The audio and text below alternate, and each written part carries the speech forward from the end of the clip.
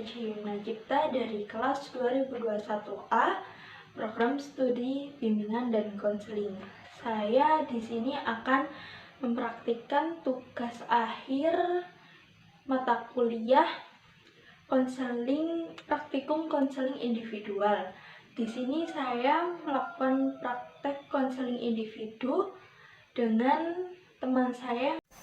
Di sini saya melakukan konseling individual dengan teman saya yang bernama Ulfiatun Nikmah.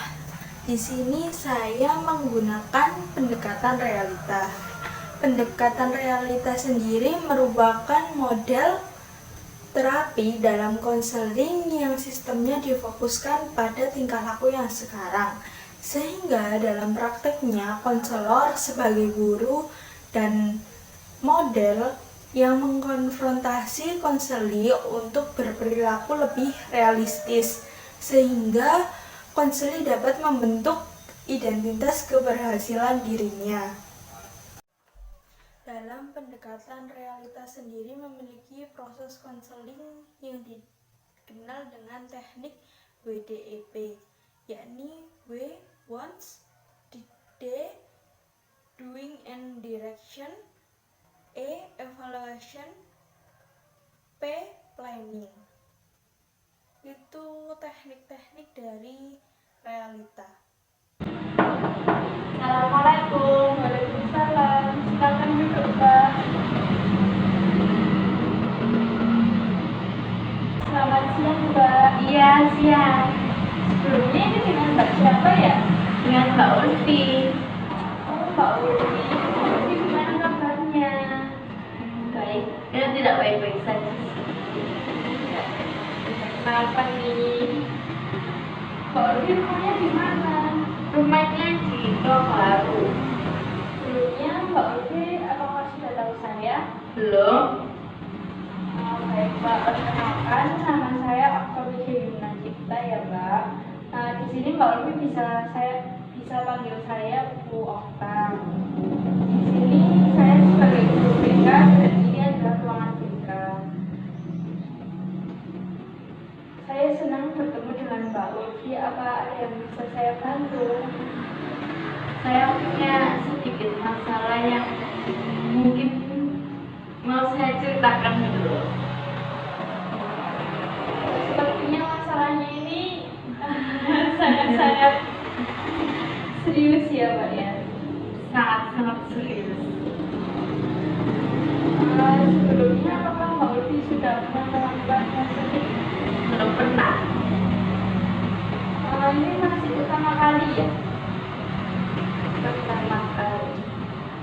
Kalau begitu saya jelaskan dulu ya Mbak, apa itu konseling. Jadi konseling itu adalah suatu proses pemberian bantuan dari seorang konselor kepada seorang konseli yang mengalami suatu masalah untuk memecahkan masalah tersebut secara bersama-sama. Nah, di sini saya sebagai guru BK hanya memfasilitasi Mbak Ulfi supaya Mbak Ulfi bisa merancang rencana-rencana yang Mbak Ulfi buat. Nah, itu agar Mbak Ulfi bisa mencapai rencana tersebut, bisa menyelesaikan rencana tersebut. Dalam konseling individual ini juga ada tata caranya ya Mbak ya, yaitu Mbak Ulfi duduk senyaman mungkin. Jadi jangan sampai Mbak Ulfi itu saat bercerita nggak nyaman, nanti duduknya kayak gini Mbak Ulfi bercerita, tapi Mbak Ulfi itu merasa nggak nyaman. Jadi senyamannya Mbak Ulfi biar bisa cerita semua masalah.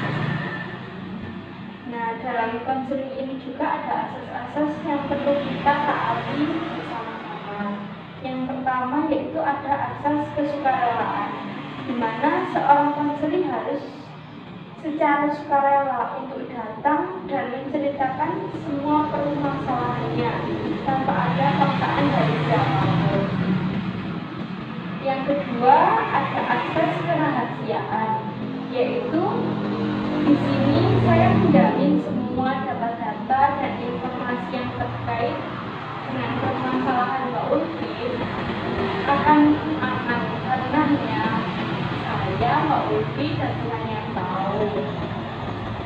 Selanjutnya yang ketiga ada asas keterbukaan, yaitu Mbak Ulfi harus terbuka menceritakan semua permasalahannya yang telah Mbak rasakan tanpa ada yang menutupi.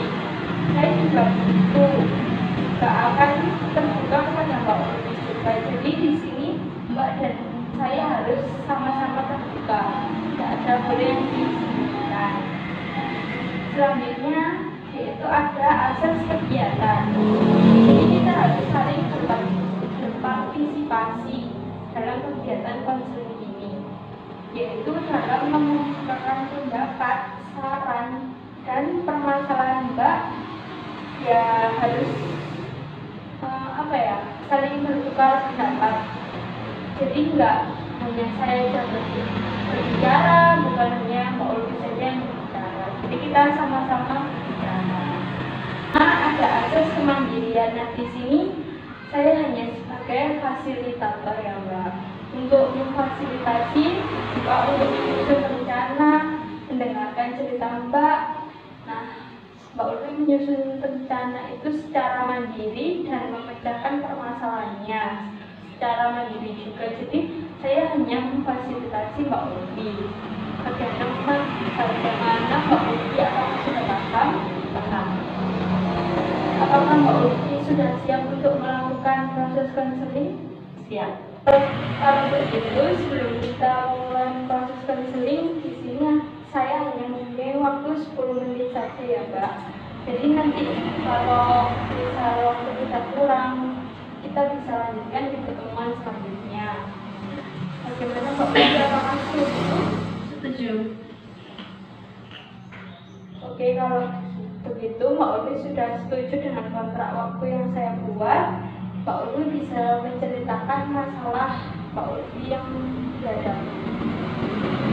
Jadi begini ya Bu, kan saya tuh punya teman ya lumayan agak deket lah ya aku sama dia, tapi dianya tuh kayak toxic people gitu loh. Kalau di depan saya sih emang ya kita baik-baik saja, tapi kalau di belakang biasanya ngomongin saya. Tapi kalau masalah itu sih ya mungkin ada masalah sama saya, tapi kayak dianya sendiri tuh gimana ya, kalau misal aku pengen sesuatu nih ya, terus aku beli, tapi kemudian di beberapa hari kemudian saya tuh juga beli dengan barang yang sama.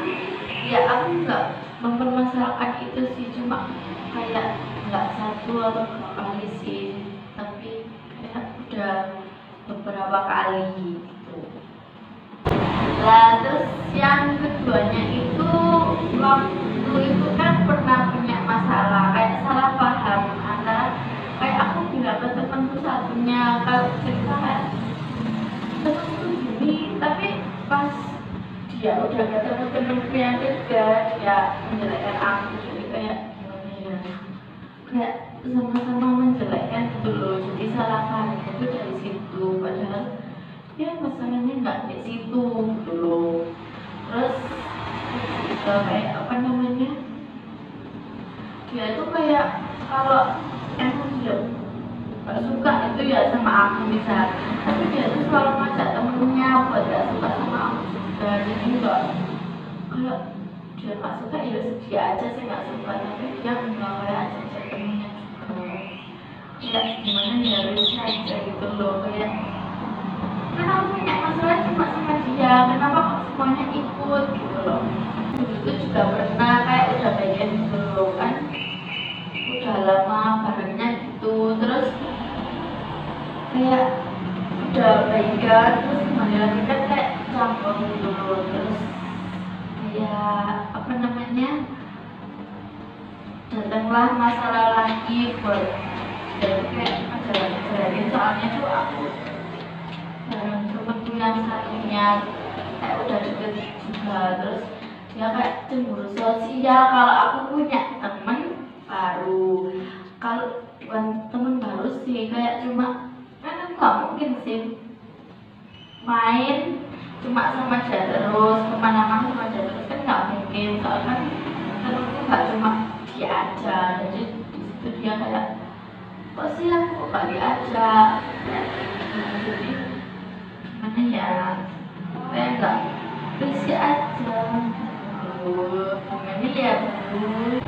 Dan selanjutnya kan kita udah pisah lama jadi nggak selalu kayak lagi sama dia, terus baikan terus sampai sekarang baikan sih tapi kayak canggung aja gitu loh, maksudnya kayak aku udah nggak ngerasa kayak bebasnya dulu lagi gitu loh, kayak sekarang tuh udah beda gitu loh, kayak gimana sih rasanya gimana gitu.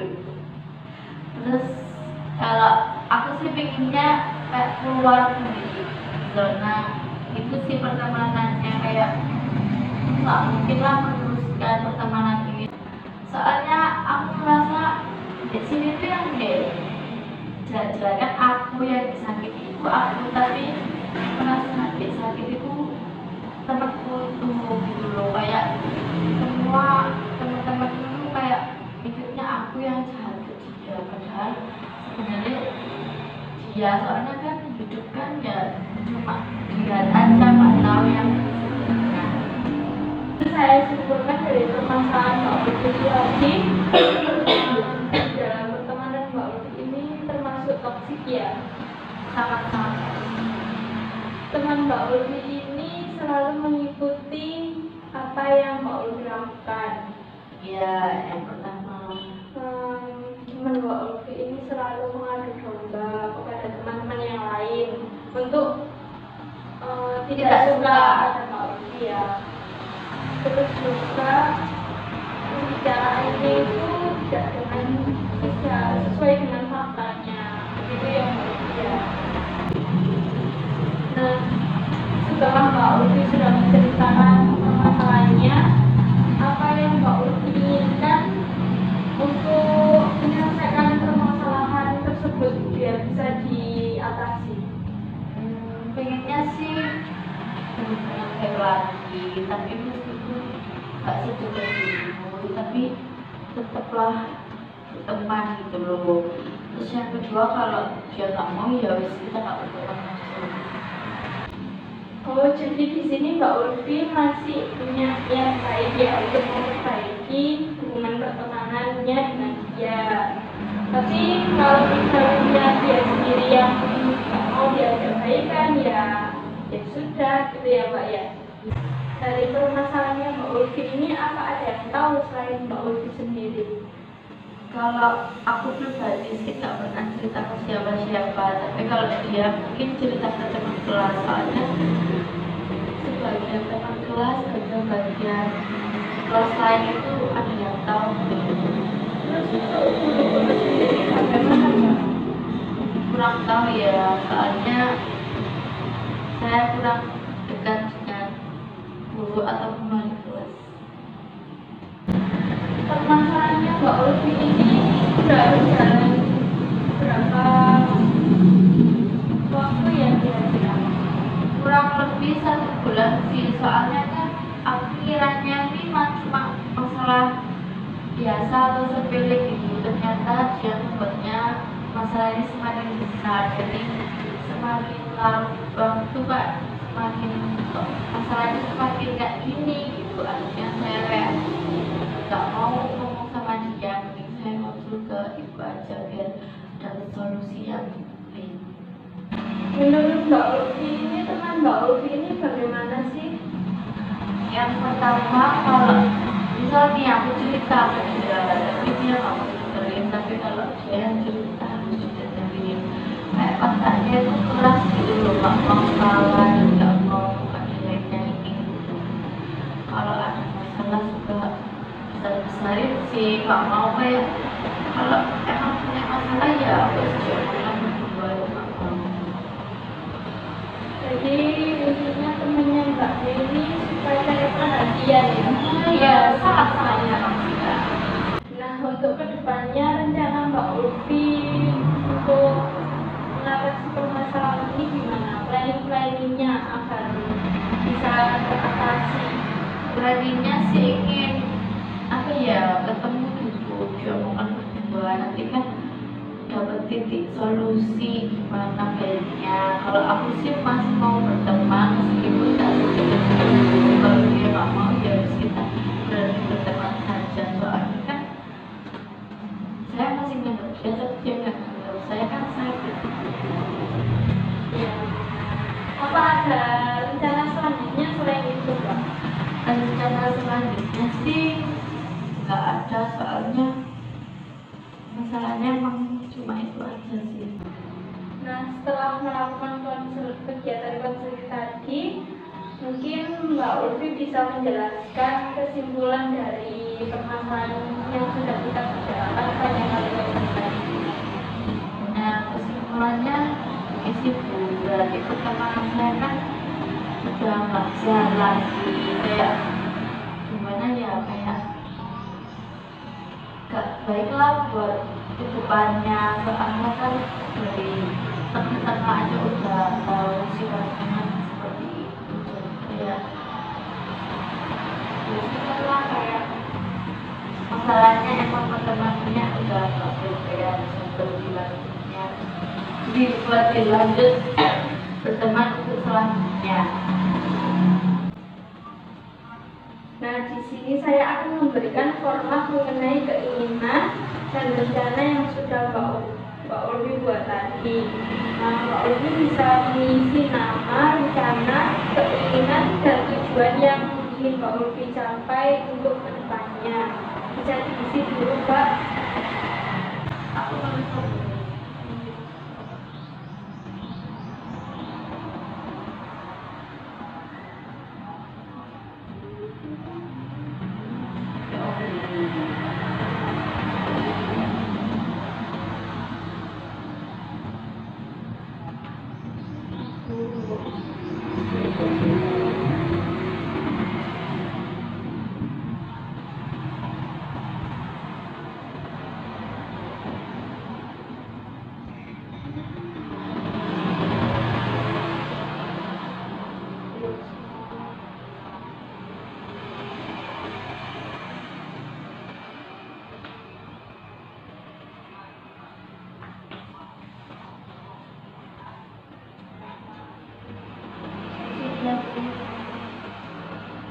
Nah, Mbak Ulfi sudah mengisi format yang saya berikan. Apa ada yang ditanyakan mengenai format ini, Mbak?